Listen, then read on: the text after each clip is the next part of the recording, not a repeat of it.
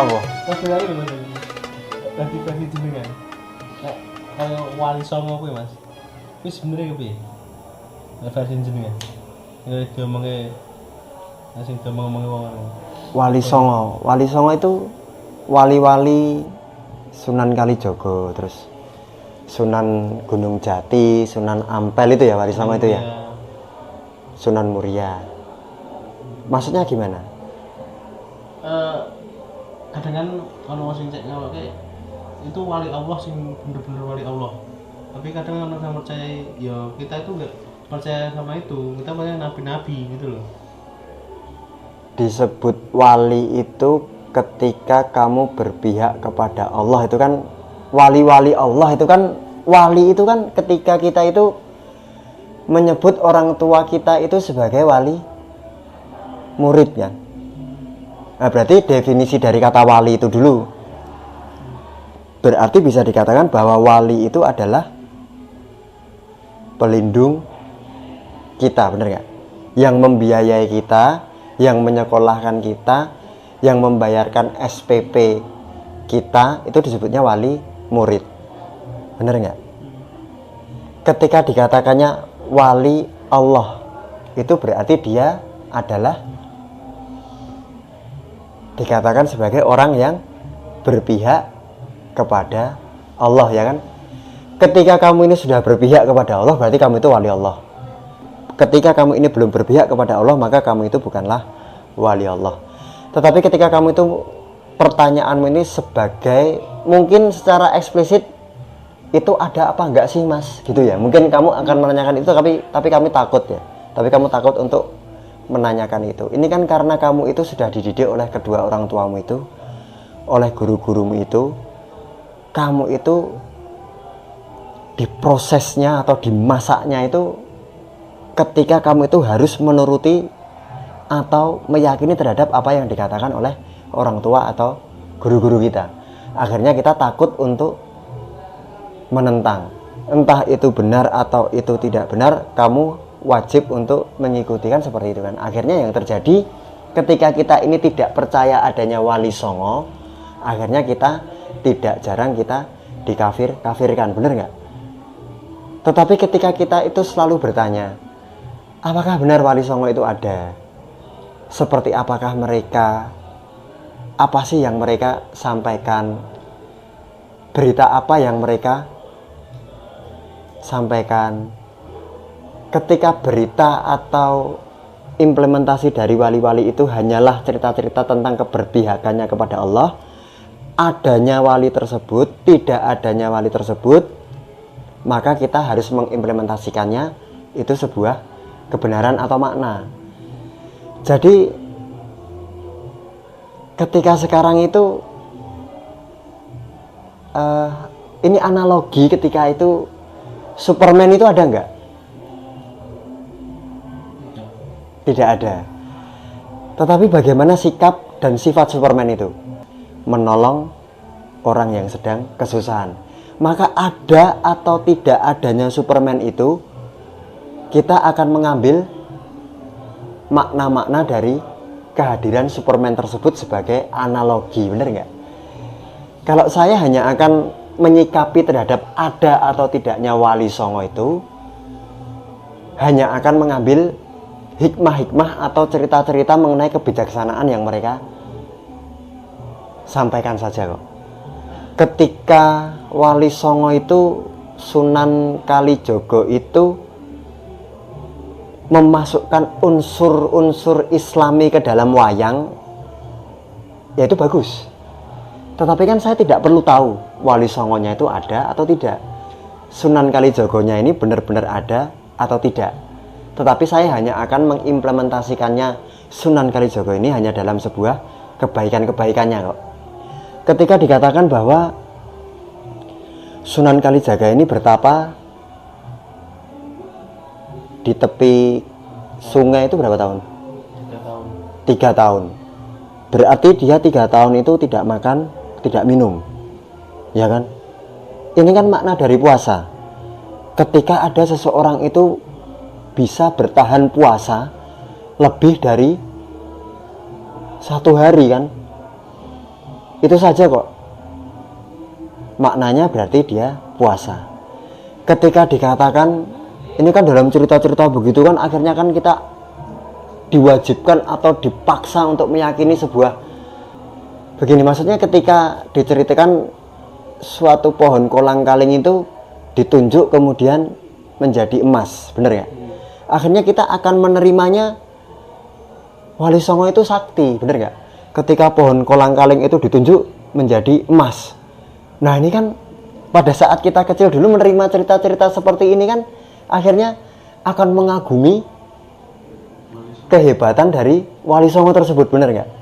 Tetapi seharusnya ketika kita sudah mempunyai akal pikiran yang sempurna, ketika kita tuh sudah bisa berpikir dengan logika, akhirnya kita akan menggeser sebuah peristiwa tersebut menjadi sebuah makna esensial belaka.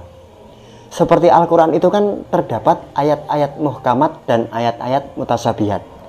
Muhkamat itu eksplisit atau terang dan jelas, tetapi mutasabihat itu implisit atau perlu dijelaskan dengan makna-makna atau perumpamaan.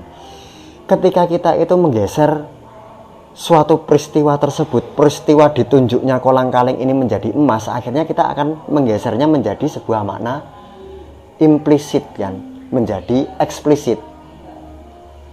Ini kan hanya makna ketika Wali Songo itu dapat mengolah pohon kolang-kaling menjadi sebuah emas. Prosesnya bagaimana? Ya kolang-kalingnya itu diambil, kemudian dijual, kemudian mendapatkan uang. Uangnya untuk membeli emas. Bener gak? Itu kan karena kamu itu selalu salah menafsirkan firman-firman Allah itu sebagai kun fayakun. Kun fayakun itu artinya itu yang terjadi maka terjadilah ia. Kun yang pertama ini berbeda dengan kun yang terakhir. Yang terjadi maka terjadilah ia. Kun yang pertama itu artinya ideologi, masih di dalam otak kita, belum diwujudkan sebagai makna hakikat dari wujud. Paham nggak? Ketika kamu itu berpikir untuk makan, maka kamu akan berproses untuk mewujudkan pikiranmu untuk makan itu menjadi makan yang sesungguhnya. Akhirnya kamu akan mengambil beras, kemudian menanak menjadi nasi, kemudian kamu makan. Nah ini maknanya dari kun fayakun. Yang terjadi maka terjadilah. Maka itu artinya proses. Kun yang pertama itu adalah ide atau bayangan. Ide-ide sudah terjadi kan?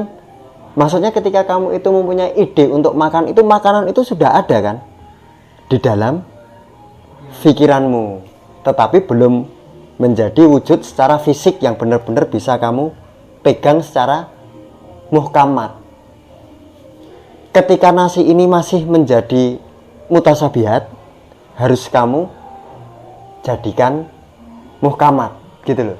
Itu kan prosesnya. Tapi akhirnya karena secara hermeneutika itu kamu selalu salah tafsir terhadap makna-makna tersebut, akhirnya kamu membayangkan bahwa Wali Songo itu sakti kan, seperti itu kan. Kalau dulu memang ada wali-wali Allah yang bisa melaksanakan atau melakukan hal yang seperti itu, kenapa di hari ini tidak ada kan, seperti itu kan. Paham nggak maksudku? Ini kayak yang Superman yang Fantastic Four.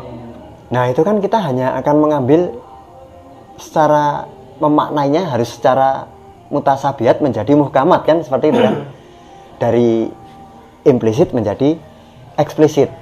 Makna-maknanya kok kamu peduli nggak ketika Superman ini agamanya Islam atau agamanya Kristen? Kamu nggak akan peduli dengan agamanya Superman kan? Kan sampai sekarang belum pernah ada orang yang menanyakan agamanya apa. Tetapi apa yang kamu lihat? Superman itu membela kebenaran, titik. Itu saja kan? Paham nggak? Ini ketika kamu akan menanyakan agamanya Superman itu apa, ketika dikatakan bahwa dia itu ternyata ateis gitu, kamu akan kecewa sama Superman, ya nggak? Bener nggak?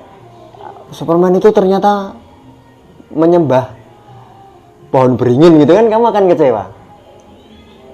Tetapi ketika Superman ini digambarkan tidak ke masjid dan tidak ke gereja, akhirnya pemilik komik ini namanya apa ya? Marvel ya. Superman itu produksinya apa? Marvel apa DC? Marvel ya. Akhirnya mereka mengeruk keuntungan karena tidak membawa agama dalam suatu hiburan. Paham nggak? Tetapi makna-makna yang terdapat di dalam komik-komiknya Marvel itu ya, dia itu menggambarkan nabi-nabi dan rasul itu secara analoginya itu diimplementasikan kesaktian-kesaktiannya nabi-nabi dan rasul mereka itu seperti ini loh. Tetapi hakikatnya tetap membela kebenaran. Benar nggak? Paham nggak? Ketika Nabi Clark Kent itu jadi, paham nggak maksudku? Ini aku ngomong nabi, ngomong rasul itu bukan nabi dan rasul kita itu gitu loh. Ini nabi dan rasul secara implementasi mereka itu loh. Itu kan ketika dia itu sebelum menjadi rasul-rasulnya itu dinamakan Superman, maka dia akan menjadi nabi dulu yang namanya Clark Kent, ya nggak? Bener nggak? Clark Kent itu nama aslinya dari Superman gitu. Jadi orang-orang ini tidak pernah tahu siapakah Superman ini, latar belakangnya seperti apa gitu loh. Paham nggak? Ini kan makna juga dari Wali Songo kan. Ketika Sunan Kalijogo itu sebelum dia menjadi wali, dia sebagai apa? Pencuri. Maka ternyata yang akan dipertanyakan oleh manusia itu hasil akhir atau awal. Ketika dia sebagai pencuri atau perampok, dia akan dimusuhi atau dicaci maki oleh seluruh umat manusia. Tetapi ketika dia sudah menjadi wali, diagung-agungkan namanya. Maka kegiatan beliau itu sebagai pencuri akan dilupakan. Bener nggak? Paham? Ketika dia itu sudah menjadi Superman, maka keadaannya dia itu pada saat menjadi Clark Kent itu, seseorang yang culun, yang berkacamata, itu akan dilupakan. Bener nggak? Maka ini kan hikmah atau suatu perkataan, kan kita pernah mendengar bahwa lebih baik menjadi bekas penjahat daripada menjadi bekas kiai. Bener gak? Orang itu dikatakan akan lebih baik ketika dia menjadi bekas penjahat. Tetapi ketika dia ini menjadi bekas kiai, berarti dia adalah orang yang jahat.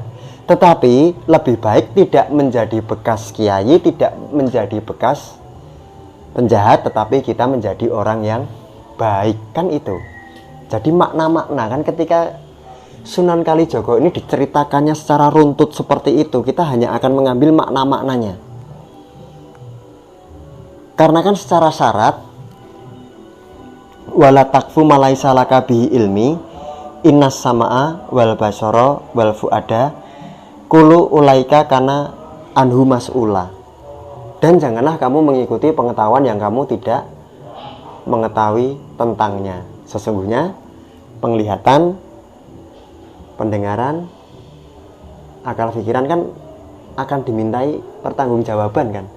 Ketika keberadaannya Wali Songo ini belum bisa dipertanggungjawabkan oleh matamu sendiri, melihat atau tidak, mendengar sendiri atau tidak, dan ketika makna-maknanya itu selalu tidak masuk akal, maka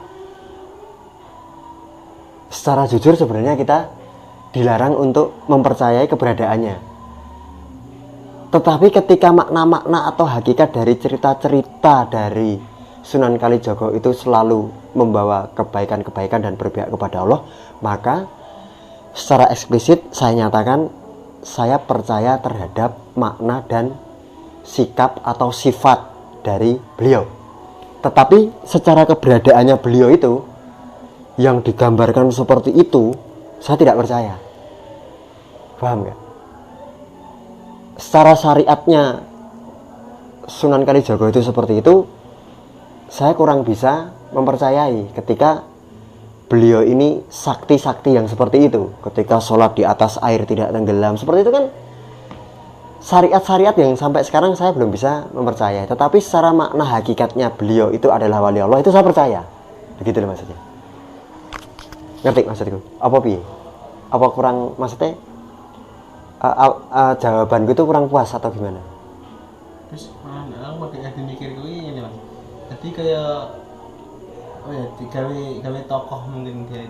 Gawe tokoh sendiri. Nah, membuat tokoh itu agar kita mengikuti atau meneladani sifat-sifat beliau kan. Ketika Sunan Kalijaga ini puasa mutih maka dia bisa terbang atau loncat.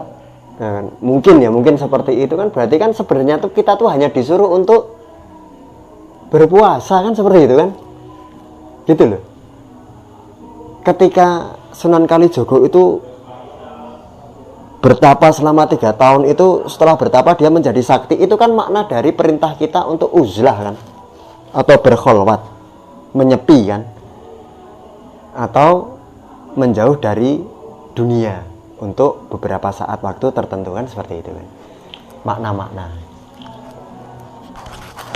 Berarti kan ya nek Fantastic Four iki dadi nek tak gabungke ngene Mas. Kaya Wali Songo. Wali Songo kan ono sing ning Melayu ning banyu kaya Sunan Kan akhirnya kan nek ning Fantastic Four ono Flash kan iso nduk es barang yang mlaku ning banyu barang. Nah, kan berarti kan setiap negara atau setiap cerita-cerita ini yang munculnya dari setiap daerah-daerah itu hanya akan membedakan nama-namanya berbeda tetapi hakikatnya pasti sama ya kan. Kekuatannya. Nah, ya kan? Kekuatannya itu kok hampir mirip gitu. Nah, ketika kamu menyebut Tuhanmu itu dengan kata Allah, maka negara yang lain akan menyebutnya dengan kata Allah. Ya kan? Seperti itu kan. Di negara lainnya lagi ada yang menyebut kata Tuhan itu tidak dengan Allah atau dengan Allah, tetapi Yehova kan, seperti itu kan.